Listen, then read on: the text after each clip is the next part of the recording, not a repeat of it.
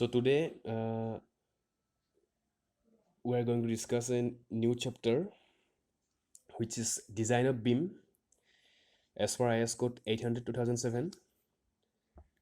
So what is beam? Beam is a structural member with length considerably larger than the cross-sectional dimensions subjected to lateral loads, which gives rise to bending moment and shear force in the member. Beam কি হয় তোমালোকৰ? Beam তোমাৰ এনেকুৱা structural member যাৰ তোমাৰ length to বেছি in compared to the other dimensions. Your length is more than the cross section. This is cross section. এইটো তোমাৰ cross section বুলি কয়। এইটো cross sectionত কৈ তোমাৰ ইয়াৰ lengthটো বেছি হয়। This is called beam. Okay? So আমাৰ যেটো steel structure পঢ়ি আছো এতিয়া তোমাৰ this is a kind of steel beam. Steel structure আমি এনেকুৱা ধৰণৰ আমি beam use কৰো। I beam ইয়াক আমাৰ কয় I beam, H beam আছে। There are different kinds of beam available in the market. Our most commonly used beam to hold tomorrow I beam, okay? Or বিভিন্ন ধৰণৰ তোমাৰ channel section আছে, T bar আছে, ইয়াত দেখা পাইছা, white flange beam আছে, so I beam to আমাৰ specially use কৰে, so এইবিলাক তোমাৰ বিভিন্ন ধৰণৰ তোমাৰ beam হয়, okay? T beam, L angle তোমাৰ লগ লগাই পিনে তোমাৰ কলমো কৰিব পাৰে, composite section. So white flange beam, I beam, দেখা পাইছা I beam, আমাৰ I beam to maximum use কৰা হয়। So এইটো তোমাৰ এটা girder বুলি কয় এইটো। This is a kind of girder because তোমাৰ ইয়াত wavelength to বেছি আছে। দেখিছা নে এইটো? This length is more, যেতিয়া তোমাৰ wave length, depth of wave তোমাৰ বেছি থাকিব, তেতিয়া সেইটো তোমাক beamটোক I beamটোক তোমাক girder বুলি ক'ব। Girderটো কি হয় তোমাৰ য'ত বেলেগ বেলেগ সৰু সৰু beam আহি লগ লাগে, okay? Suppose এইটো গাৰ্ডাৰতে তোমাৰ এনেকৈ I beam এটা বেলেগ এটা I beam আহি কিনে লগ লাগিছে, ঠিক আছে? So this is it will be called girder. এইটো তোমাৰ structureৰ main componentটো। এটা structureৰ তোমাৰ main ৰাজাৰ বুলি যদি ক'ব খোজা then girder হ'ব। Okay, তোমালোকে industrial building বা বেলেগ ডাঙৰ ডাঙৰ steel structure বিলাকত দেখা পাবা main beam এটা থাকে, সেই beamটোক তোমাৰ একদম main beamটোক তোমাৰ girder বুলি কয়। Next ইয়াৰ লগত যিবিলাক তোমাৰ the beams which are connected to this girder are called I beams বা এনেকুৱা যি সৰু সৰু beam বিলাক তোমাৰ এই গাৰ্ডাৰৰ লগত কানেক্ট কৰি পেলাই তোমাৰ ষ্ট্ৰাকচাৰটো কনষ্ট্ৰাক্ট কৰে, okay? So based on lateral supports to compression flange, there are two types of beams. তোমাৰ compression flangeৰ ওপৰত ডিপেণ্ড কৰি পেলাই compression flangeত দিয়া ছাপৰ্টৰ ওপৰত ডিপেণ্ড কৰি পেলাই তোমাৰ দুটা ধৰণৰ beam আছে, laterally supported beam and laterally unsupported beam. So laterally, what is laterally supported beam? A laterally supported beam is one where the compression flange is supported and prevented from buckling in the horizontal plane due to compressive force in the top flange. ঠিক আছে, তোমাৰ এইটো যদি I beam হয়, if this is an I beam, যদি তোমাৰ এইটো I beam হয়, then এইটোক তোমাৰ কি বুলি কয়? এইখিনিক this portion is called flange, okay? This is called flange. এইটোক flange বুলি কয় আৰু এইখিনিক this portion is called web, okay? This portion is called web. So this is যেতিয়া তোমাৰ compression flange, when the compression flange is supported to prevent buckling, তোমাৰ buckling নহবৰ কাৰণে যেতিয়া তোমাৰ compression flange to support দিয়া হ'ব, then it will be called laterally supported beam. So here you can see in the picture, this is the laterally supported beam. ইয়াত তোমাৰ compression flange to তোমাৰ support দিয়া হৈছে, that's why it is called laterally supported beam. Next, laterally unsupported beam. If the compression flanges of a beam are not laterally supported, then a lateral buckling occurs. তোমাৰ buckling হ'ব, তোমাৰ যদি support নিদিয়া। When the compression flanges are not supported, then there will be buckling. That's why then this beam will be called laterally unsupported beam. So যেতিয়া তোমাৰ lateral support দিয়া নহ'ব, তেতিয়া তোমাৰ এনেকৈ buckling হ'ব। দেখিছা পিকচাৰত দেখা পাইছে তোমালোকে, lateral buckling হ'ব যেতিয়া তোমাৰ when the compression flanges are not supported, okay? So ইয়াত দেখা পাইছে তোমালোকে এইটো beamটো তোমাৰ এনেকৈ ইফালে buckle হৈ গৈছে, দেখিছা? এইটো তোমাৰ বিমৰ প্ৰিভিয়াছ ষ্টেট আছিলে নেক্সট তোমাৰ বাকল হৈ কিনে তোমাৰ এনেকৈ তোমাৰ টৰ্জন হৈ গৈছে দেখিছা বিমটো তোমাৰ এনেকৈ এইফালে আহি গৈছে হয়নে নহয় because it is not laterally supported that's why this beams get distorted okay ইয়াত দেখিছে তোমাৰ ৰোটেশ্যন অফ ফ্লেঞ্চ হয়নে নহয় next lateral movement of flange because of laterally unsupported because this beams are laterally unsupported তোমাৰ যেতিয়া laterally unsupported হ'ব then the beam will get buckle okay so there are different types of beam in steel structure তোমাৰ steel structure তোমাৰ বিভিন্ন ধৰণৰ beam আছে means তোমাৰ beamৰ function wise okay তোমাৰ floor beam girder joist lintel purlins rafter spandrel stringer these are different kinds of beam তোমাৰ বিভিন্ন ধৰণৰ beam আছে তোমাৰ structural componentৰ ওপৰত functionৰ ওপৰত ডিপেণ্ড কৰি পেলাই তোমাৰ কোড ইউজ কৰে তোমাৰ যদি ফ্ল'ৰত ইউজ কৰিছা ফ্ল'ৰ beam বুলি ক'ব তোমাৰ যদি মেইন বিল্ডিঙৰ মেইন বিম হয় মিনছ তোমাৰ মেইন ষ্ট্ৰাকচাৰ তোমাৰ একদম চবতকৈ ডাঙৰ বিমটো the largest beam will be call girder য'ত তোমাৰ বেলেগ সৰু সৰু বিমবিলাক তোমাৰ জইন কৰা যায় that is call girder then joist আমি next will be discussing this all this types of beam in the next slide lintel তোমালোকে দেখা পাইছে তোমালোকৰ আৰ চি চি বিল্ডিঙত দেখা পাইছা next purlins what is purlins will discuss later then rafter spandrel stringer so' first আমি পঢ়িম floor beam okay চ' ইয়াত দেখা পাইছে তোমালোকে ফ্ল'ৰ বিম অ'কে ফ্ল'ৰত যেতিয়া তোমাৰ বিমছবিলাক ইউজ কৰিম যেতিয়া ষ্টিল ষ্ট্ৰাকচাৰ এটা বনাম ষ্টিল ষ্ট্ৰাকচাৰটো বনাওঁতে তোমাৰ যেতিয়া টু কনষ্ট্ৰাক্ট এ ফ্ল'ৰ তোমাৰ ফ্ল'ৰটো কনষ্ট্ৰাক্ট কৰিবৰ কাৰণে আমি ইয়াতে আগতে আমি স্লেব বনাইছিলোঁ অ'কে বাট ইয়াতে আমি ষ্টিল ষ্ট্ৰাকচাৰত আমি কি দিব লাগিব বিম দিব লাগিব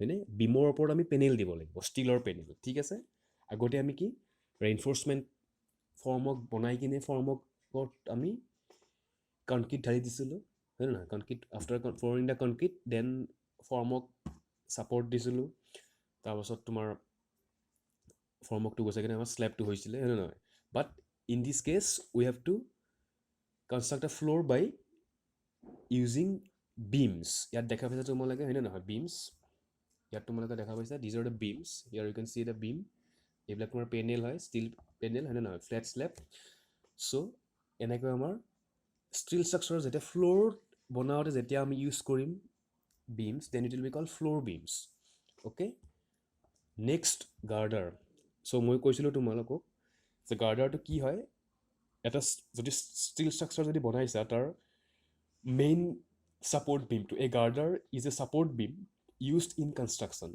it is the main horizontal support of a structure which supports smaller beam তোমাৰ গাৰ্ডাৰ কি হয় তোমাৰ মেইন বিমটো হয় যদি এবাৰ তোমাৰ এটা ষ্ট্ৰাকচাৰ এটা আছে ষ্টিল ষ্ট্ৰাকচাৰ এটা আছে তাৰ মেইন হৰাইজণ্টেল কম্পনেণ্টটো য'ত the smaller beams are joint okay smaller beams are connected smaller beams are supported with the help of a larger beam কিয় কৈছোঁ তোমাক because the depth of web is more because ইয়াত দেখিছা তোমালোকে depth of web ডেফটো বহুত বেছি হয় নে নহয় ইয়াত তোমাৰ ৱেব ডেফটো দেখিছা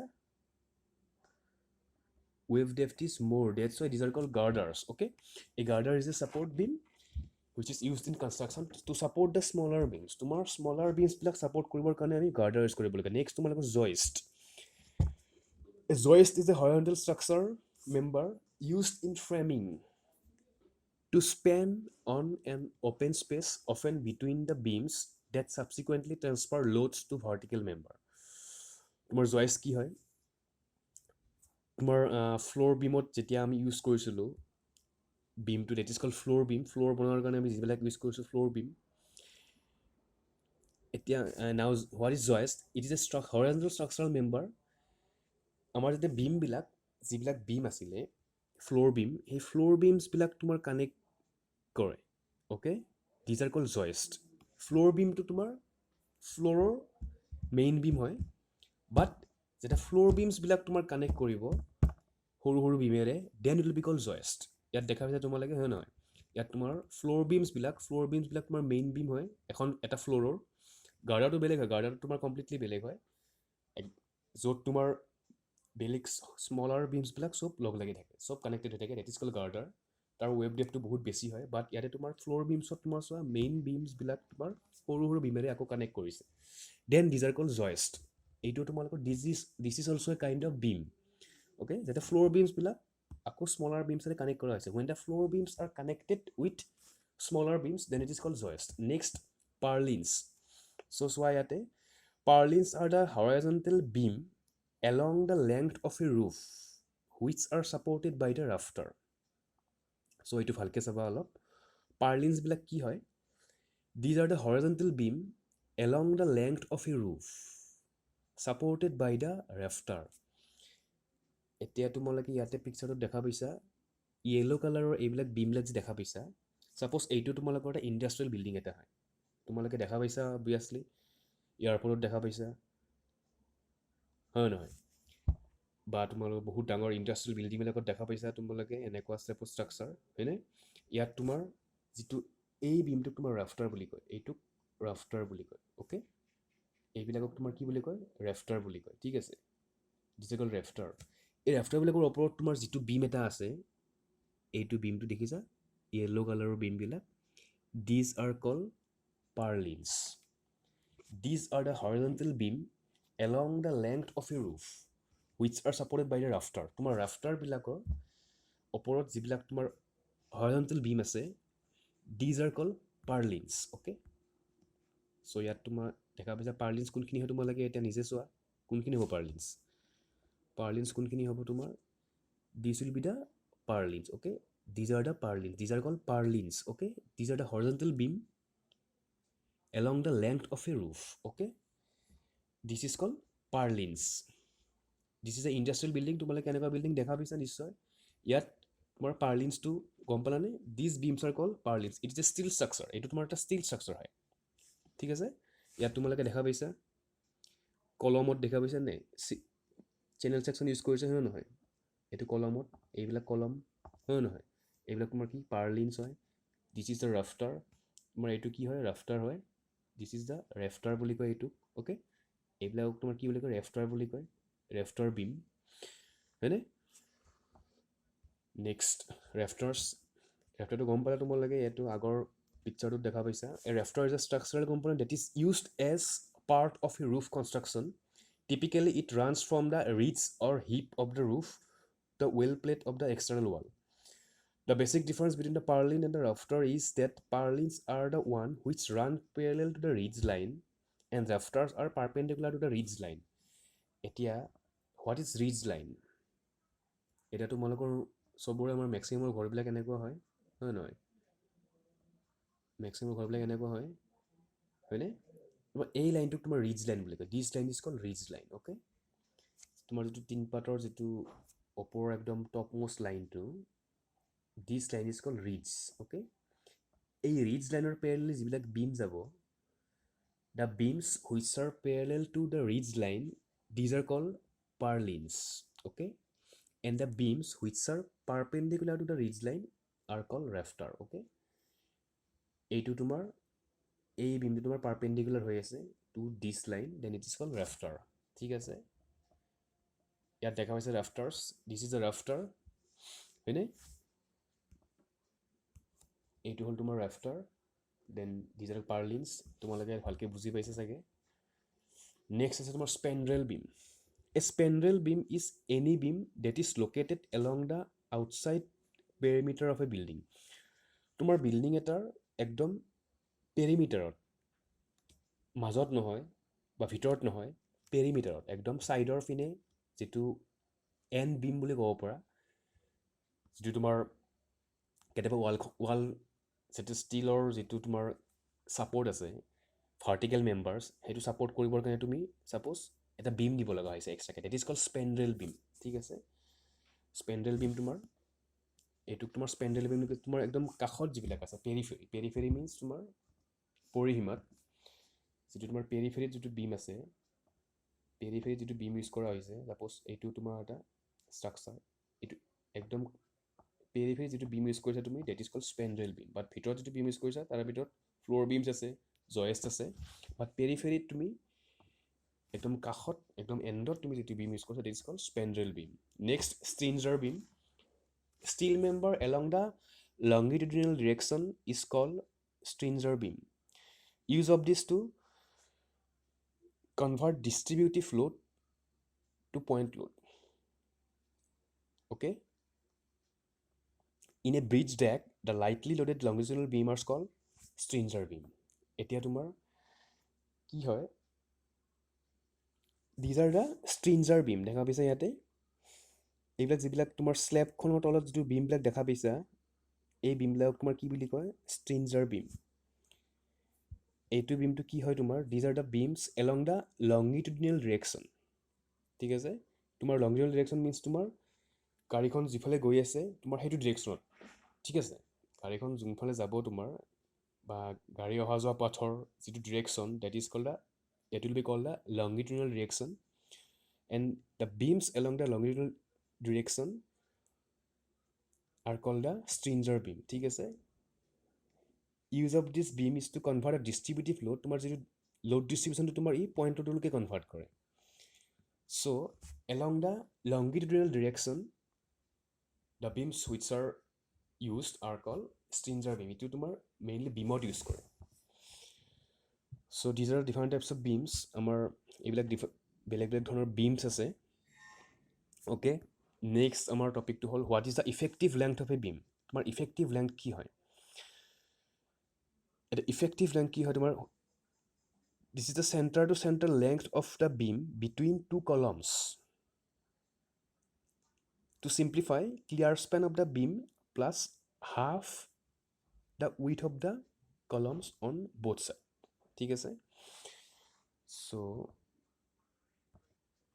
what is effective length? Suppose তোমাৰ এইটো beam এটা হয়,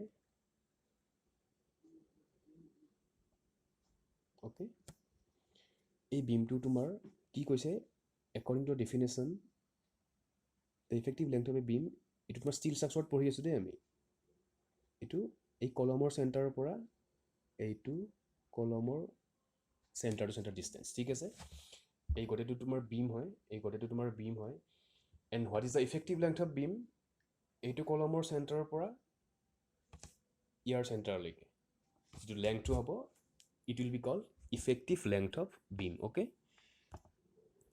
চ' গম পালা, the clear span of the beam, clear span plus half the width of the columns on both side, means তোমাৰ কলমৰ চেণ্টাৰ টু চেণ্টাৰ ডিষ্টেঞ্চটোক তোমাৰ ইফেক্টিভ লেংথ অফ বিম বুলি ধৰা হয়, according to IS 800/2007 for steel structure. ঠিক আছে, clear span plus half of the width of the columns on both side means তোমাৰ কলমৰ center to center distance, according to IS 800/2007. ঠিক আছে, ইয়াত তোমালোকে ক্লজ 8.1.1 দেখা পাইছা, ইফেক্টিভ স্পেন অফ বিমছ ইয়াত লিখা আছে ভালকৈ, তোমালোকে চালে গম পাবা. The effective span of a beam shall be taken as the distance between the centre of the supports except where the point of application of the reaction is taken as eccentric at the support, when it shall be permissible to take effective span as the length between the assumed lines of the reactions. ঠিক আছে, so next আমাৰ টপিকটো হ'ল, so ইয়াত মোৰ হেডিংছটো দিয়া নহ'ল চাগে, web crippling and web buckling কি হয়. so crippling and buckling, okay, so' web crippling and web buckling. এতিয়া বাকলিং মানে তোমালোকে গম পাইছিলা, হোৱাট ইজ বাকলিং. বাকলিং তোমাৰ যেতিয়া এইটো বিমটো আছে, এই বিমটো যেতিয়া তোমাৰ একদম এনেকৈ বাকল হৈ গৈছে, ঠিক আছে, বেণ্ড হৈ গৈছে, then it is call buckling. এতিয়া ক্ৰিপলিংটো কি হয়, হোৱাট ইজ ক্ৰিপলিং. ক্ৰিপলিং তোমাৰ কি হয়, যেতিয়া তোমাৰ এটা লোড পৰিছে, এই বিমটো তোমাৰ এইখিনিলৈকে ঠিকেই আছে, বাট তোমাৰ লোকেলি তোমাৰ বেণ্ড হৈছে, ঠিক আছে, লোকেলি বেণ্ড হৈছে, তোমাৰ এইখিনি জেগাত বেণ্ড হৈছে, ঠিক আছে, তোমাৰ এইটোত তোমাৰ গোটেই বিমটো তোমাৰ বেণ্ড হৈছিলে, ঠিক আছে, বাট ইন কেছ অফ ক্ৰিপলিঙত কি হৈছে, তোমাৰ লোকেলি ডিফৰ্ম হৈছে, তোমাৰ এইখিনি ঠিকেই আছে, ইয়ালৈকে ঠিকেই আছে, this is not affected, but here the localize deformation occurs at this point, ঠিক আছে, দিছ ইজ কল্ড ক্ৰিপলিং. ইয়াত তোমাৰ লোকেলি ডিফৰ্ম হৈছে, ঠিক আছে, ইয়াত তোমাৰ লোকেলি ডিফৰ্ম হৈছে. when the beam is locally deformed, then it will be called wave crippling. Okay, আৰু তোমাৰ গোটেইটো যদি বাকল হৈছে, then it is called wave buckling. so wave buckling কি হয়, তোমালোকে দেখা পাইছে পিকচাৰটো, it is a sudden sideways deflection of a structural member under the application of compressive load. তোমাৰ যেতিয়া compressive load দিয়া হৈছে, তেতিয়া এইটো বিমটো বাকল হৈছে, হয়নে বাট ইয়াত তোমাৰ দেখিছা যেতিয়া লোডটো কম্প্ৰেছিভ ফ'ৰ্চ দিয়া হৈছে ইয়াত তোমাৰ লোকেলি বাকল হৈছে তোমাৰ গোটেই ৱেভটো তোমাৰ ডিফৰ্ম হোৱা নাই ইয়াত চোৱা গোটেই ৱেভটো ডিফৰ্ম হৈছে ঠিক আছে গোটেই the whole web is affected but here in this case the only certain portion of the web is affected হয়নে নহয় at the lower portion of the web it got buckled this is called crippling ঠিক আছে এটা সৰু পৰ্চন এটা গোটেই ৱেভটো নহয় not the whole web but a small portion of the wave is buckled, then it is called wave crippling.